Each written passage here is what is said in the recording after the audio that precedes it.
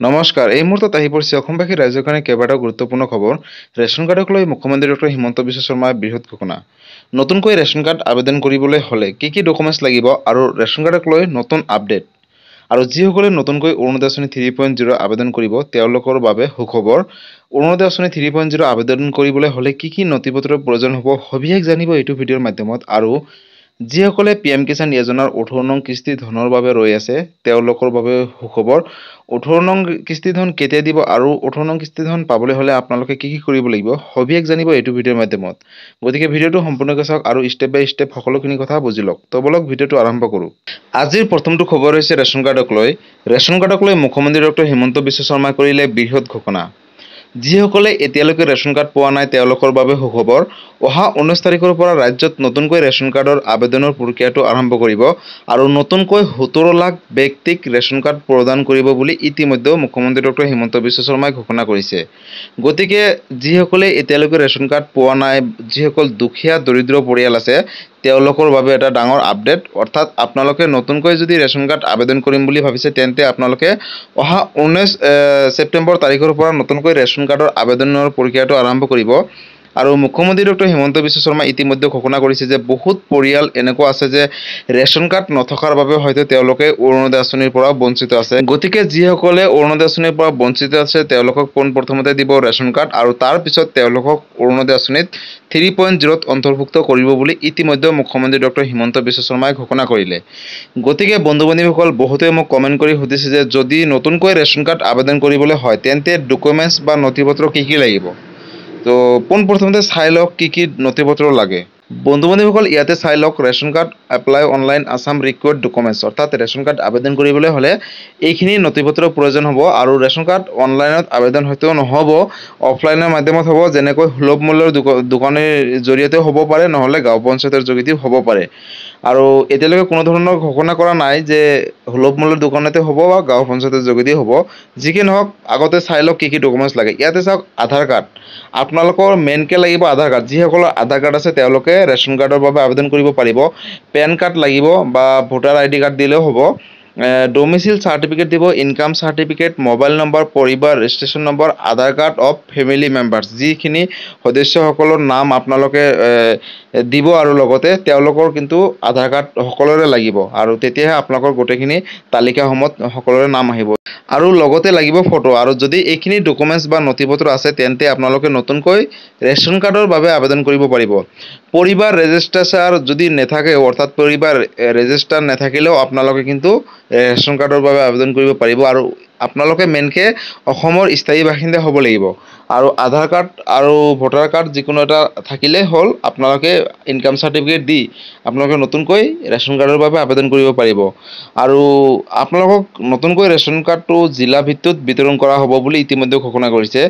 আৰু আবেদনৰ প্ৰক্ৰিয়াটো ক'ত কৰিব এতিয়ালৈকে কোনো ধৰণৰ ঘোষণা কৰা নাই, যাৰ বাবে মই আপোনালোকক এতিয়া অৱগত কৰিব নোৱাৰিছোঁ। হয়তো অনাগত দিনত আপোনালোকে জানিব পাৰিব কেনেকৈ আবেদনৰ প্ৰক্ৰিয়াটো আৰম্ভ কৰে। হয়তো গাঁও পঞ্চায়তৰ যোগেদিও কৰিব পাৰে বা সুলভ মূল্যৰ দোকানৰ জৰিয়তেও কৰিব পাৰে। য'তেই কৰক আপোনালোকক মই ভিডিঅ' এটা বনাই আপলোড কৰিম, আপোনালোকে সেই ভিডিঅ'টো চাই ল'ব। আৰু বন্ধু-বান্ধৱীসকল চাওক, ৰেচন কাৰ্ড থাকিলে অকল বিনামূলীয়া চাউলেই নহয়, চাউলৰ উপৰিও বহুতো ধৰণৰ সা সুবিধা লাভ কৰিব। যেনেকৈ অৰুণোদয় আঁচনি হওক, PM কিষাণ হওক, চৰকাৰী ঘৰ হওক, চৰকাৰী টয়লেট হওক। আপোনালোকে যিকোনো আঁচনি আবেদন কৰিব হ'লে বৰ্তমান ৰেচন কাৰ্ড বাধ্যতামূলক কৰিছে চৰকাৰে। গতিকে আপোনালোকে যিসকলে ৰেচন কাৰ্ড পোৱা নাই আপোনালোকে ৰেচন কাৰ্ড আবেদন কৰিব। আৰু ৰেচন কাৰ্ডক লৈ যদি কিবা সুধিবলগীয়া আছে আপোনালোকে মোক কমেণ্ট কৰিব, মই নিশ্চয় ৰিপ্লাই দিবলৈ চেষ্টা কৰিম। আৰু সকলোৰে মাজতে শ্বেয়াৰ কৰিব, কাৰণ এই আপডেটটো সকলোৱে জনাটো উচিত বা চোৱাটো উচিত। আৰু আজিৰ পৰৱৰ্তী খবৰটো হৈছে অৰুণোদয় আঁচনি 3.0ক লৈ। যিসকলে নতুনকৈ অৰুণোদয় আঁচনি 3.0 আবেদন কৰিব তেওঁলোকৰ বাবে সুখবৰ। ৰাজ্যত নতুনকৈ 12,60,000 পৰিয়ালক অৰুণোদয় আঁচনিৰ অন্তৰ্ভুক্ত কৰিব বুলি ইতিমধ্যে মুখ্যমন্ত্ৰী ডক্টৰ হিমন্ত বিশ্ব শৰ্মাই ঘোষণা কৰিছে। আৰু অৰুণোদয় আঁচনিক লৈ ইতিমধ্যে অসম চৰকাৰে এক সংবাদমেলৰ জৰিয়তে ঘোষণা কৰিছে যে এটা সমষ্টিত, অৰ্থাৎ অসমৰ প্ৰতিটো সমষ্টিতে 10,000কৈ নতুনকৈ অৰুণোদয় আঁচনি অন্তৰ্ভুক্ত কৰিব বুলি ঘোষণা কৰিলে। গতিকে বন্ধু-বান্ধৱীসকল, যদি আপোনালোকে এতিয়ালৈকে অৰুণোদয় আঁচনিৰ ধন পোৱা নাই বা অৰুণোদয় আঁচনিত অন্তৰ্ভুক্ত হোৱা নাছিলে তেন্তে আপোনালোকে নতুনকৈ অৰুণোদয় আঁচনিৰ বাবে আবেদন কৰিব পাৰিব। আৰু অহা 19 তাৰিখৰ পৰা নতুনকৈ অৰুণোদয় আঁচনি 3.0ৰ আবেদনৰ প্ৰক্ৰিয়াটো আৰম্ভ কৰিব। গতিকে যিসকল যোগ্য হ'ব তেওঁলোকেহে অৰুণোদয় আঁচনি 3.0ৰ বাবে আবেদন কৰিব পাৰিব। আৰু বন্ধু-বান্ধৱীসকল, মুখ্যমন্ত্ৰী ডক্টৰ হিমন্ত বিশ্ব শৰ্মাই ইতিমধ্যে ঘোষণা কৰিছে যে যদি ৰেচন কাৰ্ড আছে তেন্তে তেওঁলোকে নতুনকৈ অৰুণোদয় আঁচনি আবেদন কৰিব পাৰিব। আৰু ৰেচন কাৰ্ডৰ লগত আধাৰ কাৰ্ড থাকিব লাগিব। যদি এই দুয়োটা আছে ডকুমেণ্টছ, তেন্তে তেওঁলোকক নতুনকৈ অৰুণোদয় আঁচনি 3.0ত অন্তৰ্ভুক্ত কৰা হ'ব বুলি ঘোষণা কৰিছে। ইয়াৰ উপৰিও বহুতখিনি ডকুমেণ্টছ লাগিব, যিখিনি আপোনালোকৰ আছে নে নাই পোনপ্ৰথমতে চাই লওক কি কি ডকুমেণ্টছ লাগে। বন্ধু-বান্ধৱীসকল, ইয়াতে চাওক ডকুমেণ্টছ ৰিকুৱাৰ্ড। 1 নম্বৰত আছে আধাৰ কাৰ্ড, আৰু 2 নম্বৰত আছে পেন কাৰ্ড, 3 নম্বৰত আছে অসমৰ বাসস্থান, 4 নম্বৰত আছে বেংক একাউণ্ট, 5 নম্বৰত আছে বেংকৰ পাছবুক, 6 নম্বৰত আছে 2খন ফটো, 7 নম্বৰত আছে মোবাইল নম্বৰ, 8 নম্বৰত আছে ৰেচন কাৰ্ড, 9 নম্বৰত আছে আয়ৰ প্ৰমাণপত্ৰ, 10 নম্বৰত আছে আত্মঘোষণা প্ৰমাণপত্ৰ, 11 নম্বৰত আছে পৰিচয় পত্ৰ, 12 নম্বৰত আছে ভোটাৰ ID কাৰ্ড, আৰু 13 নম্বৰ আছে বয়সৰ প্ৰমাণপত্ৰ। বন্ধু-বান্ধৱীসকল, যদি আপোনালোকৰ এইখিনি নথিপত্ৰ আছে তেন্তে আপোনালোকে নতুনকৈ অৰুণোদয় আঁচনি 3.0 আবেদন কৰিব পাৰিব। এই লিষ্টখন আপোনালোকে স্ক্ৰীনশ্বট মাৰি ৰাখক, আৰু ইয়াত যিখিনি নথিপত্ৰৰ উল্লেখ আছে সেইখিনি নথিপত্ৰ আপোনালোকে ৰেডি কৰক, কাৰণ হাতত মাত্ৰ কেইটামান দিনহে আছে আৰু অৰুণোদয় আঁচনি 3.0ৰ বাবে আবেদনৰ কামসমূহ আৰম্ভ হ'ব। আৰু অৰুণোদয় আঁচনি হৈছে দুখীয়া দৰিদ্ৰকৰণ বুলি ঘোষণা কৰিছে। গতিকে বন্ধু-বান্ধৱীসকল, অৰুণোদয় আঁচনি ধন প্ৰতি মাহৰ 10 তাৰিখে 1250 টকাকৈ দিয়ে ৰাজ্য চৰকাৰে। আৰু যিসকলে নতুনকৈ অৰুণোদয় আঁচনি 3.0 আবেদন কৰিব তেওঁলোকক অহা জানুৱাৰী মাহৰ 10 তাৰিখে প্ৰথমটো ইনষ্টলমেণ্ট অৰ্থাৎ প্ৰথম কিস্তিৰ 1250 টকাকৈ প্ৰেৰণ কৰিব বুলি ইতিমধ্যে মুখ্যমন্ত্ৰী ডক্টৰ হিমন্ত বিশ্ব শৰ্মাই ঘোষণা কৰিছে।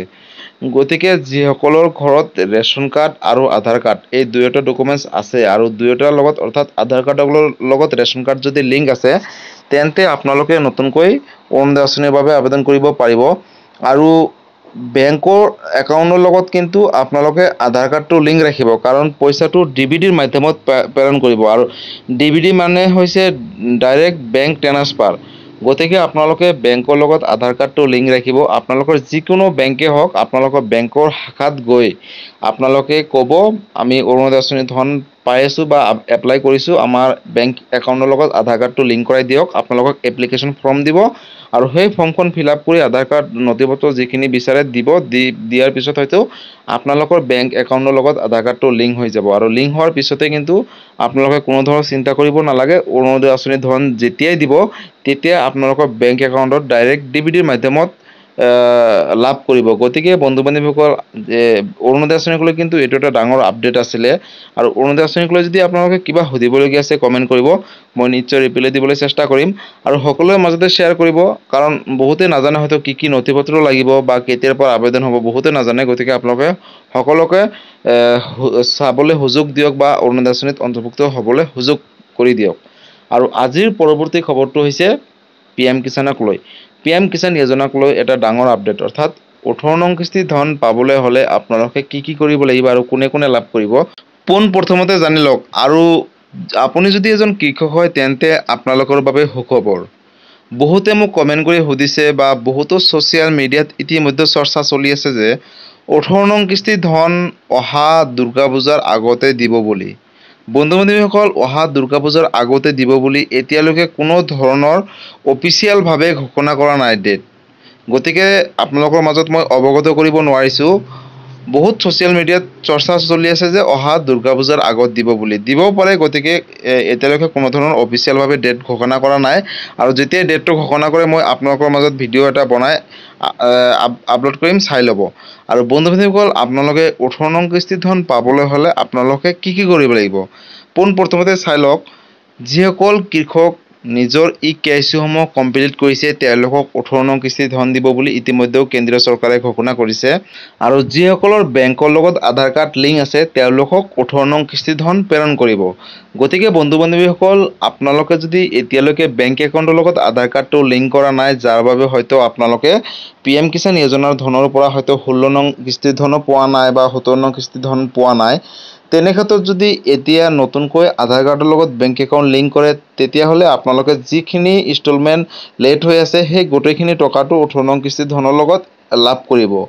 আৰু আপোনালোকৰ বেংক একাউণ্টৰ লগত আধাৰ কাৰ্ডটো লিংক আছে নে নাই, KYC সমূহ কমপ্লিট আছে নে নাই, আৰু আপোনালোকৰ লেণ্ড শেডিংটো ইয়েছ হৈ আছে নে নাই, এইখিনি আপোনালোকে কেনেকৈ জানিব? তাৰ বাবে আপোনালোকে নিজৰ বেনিফিচিয়াৰী ষ্টেটাছটো চেক কৰিব লাগিব।